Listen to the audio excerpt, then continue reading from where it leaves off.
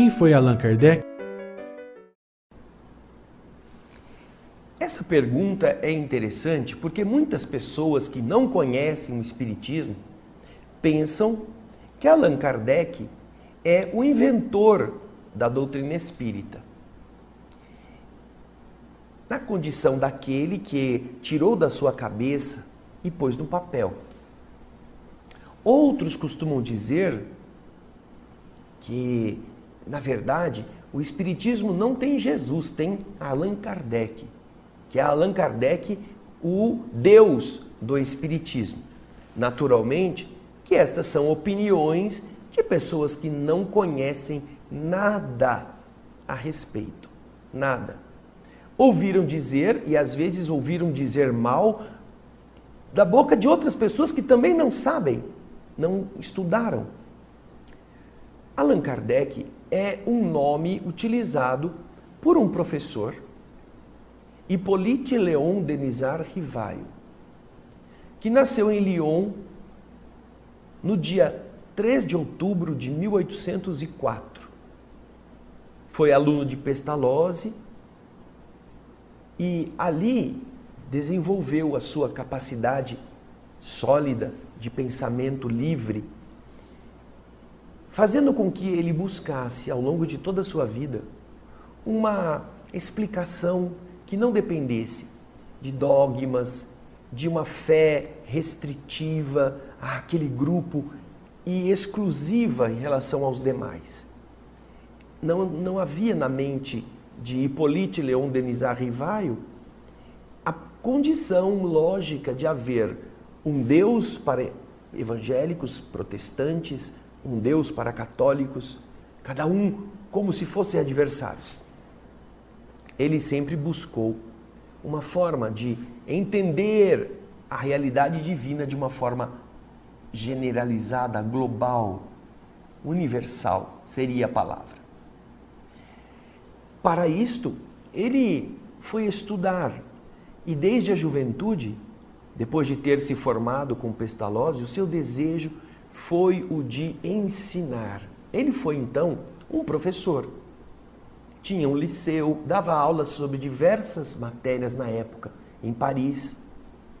E para fazer este universo de conhecimentos ampliar-se na mente dos seus alunos, porque ele queria instaurar também o método que Pestalozzi implantara em seu espírito através das formas pelas quais ensinava às crianças do seu tempo, ele então cria um liceu também em Paris. E este liceu, servindo-se do mesmo método de Pestalozzi, aborda as questões da universalidade, ciências, história, valores humanos. Ali ele desenvolve sua capacidade de ampliar os conhecimentos e os horizontes dos seus alunos.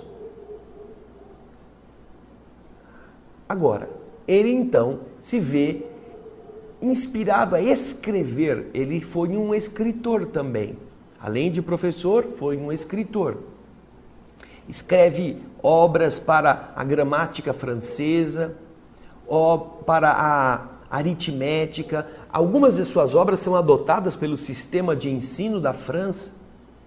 Ele escreveu um total, como professor Rivail, ele escreveu um total de 22 obras pedagógicas. Foi muito conhecido ao seu tempo. Agora, além disso, ele era tradutor, ele era uma pessoa muito capacitada. Ele falava vários idiomas, inclusive alguns idiomas que já não havia mais uma importância no panorama mundial da sua época. Ele dominava estes idiomas todos. Daí, este senhor, inquieto com todas estas buscas que até então ele não havia conseguido explicação, ele frequentou as questões da sua época, como as buscas do magnetismo, Mesmer, Swedenborg e outros. Ele já está entrando na parte final da sua vida, quando ele toma conhecimento de um fenômeno físico chamado de mesas girantes. Um amigo que ele conhecia de muito tempo, fala a respeito dessas mesas que ele é levado a observar em uma dessas reuniões, que eram reuniões de diletantismo, de diversão.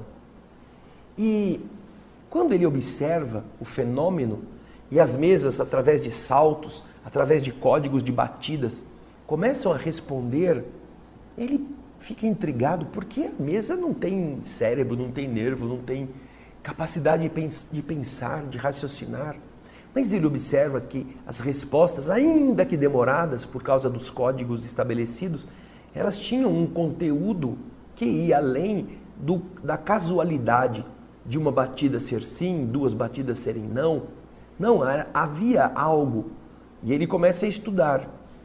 E nesse processo de estudar, ele toma contato com pessoas que à época tinham essa facilidade, a facilidade de produzir fenômenos cuja presença física dessas pessoas fazia com que os fenômenos físicos ocorressem.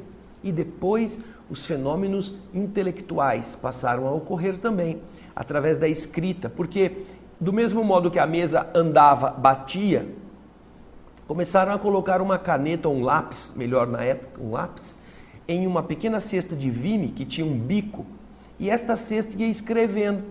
A pessoa punha a mão próxima, sem segurar a cesta, apenas encostava a mão e o lápis escrevia.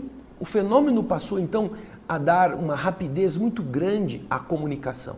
E foi então que o professor Rivaio começou a pesquisar mais rapidamente essas questões. E, para resumir a história, ao longo de vários exercícios e vários anos de pesquisa, ele percebeu que ele estava diante de um fenômeno que era o que ele buscara a vida inteira, ou seja, a explicação das leis do universo vindas do mundo invisível, sem a participação definitiva das pessoas, que ali não sabiam de nada, que não tinham nenhuma ideia preconcebida, e que ele podia comparar tanto as que ele recebia em Paris, quanto as outras que vinham de outros lugares do mundo, porque era um fenômeno que estava acontecendo em toda parte na Europa, que aliás havia começado, registrado assim, nos Estados Unidos, em 1848, em Hydesville. Quando o professor Rivaio percebe que se trata de um corpo doutrinário, com princípios, com leis que valem para todas as pessoas, independentemente da religião, ele se defronta com aquilo que ele sempre havia procurado, a chave do enigma.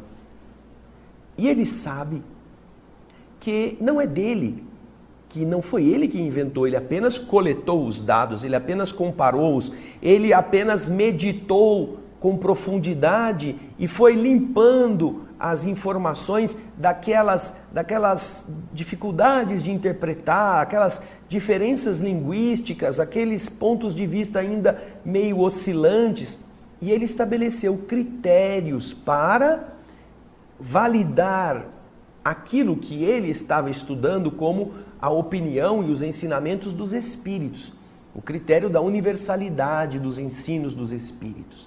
Este critério diz que um princípio que é válido universalmente, ele é estabelecido semelhantemente em qualquer região do planeta.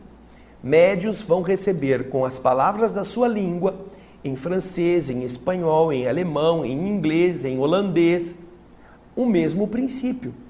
É claro, com as diferentes palavras, mas o princípio é o mesmo. E quando estes médiuns, estas fontes que recebem essas informações, que nunca se viram, que não se conhecem, apresentam a coincidência de valores e princípios, isto quer dizer que estes princípios valem para todos. Diferentes de quando há algum princípio aqui e não é o mesmo em outra parte. Então, isto gera uma segurança do saber. E é isso que faz o professor Rivaio. Depois de ele ter se assegurado deste rigor, ele, que era um homem conhecido, uma pessoa bastante respeitada em Paris na época, ele pensa em publicar isto. E, naturalmente, já existia em Paris e no mundo um movimento espiritualista. Só que o espiritismo não é espiritualismo apenas. É um espiritualismo específico. Porque espiritualismo é tudo aquilo que acredita que a alma não morre no túmulo, que tem continuidade.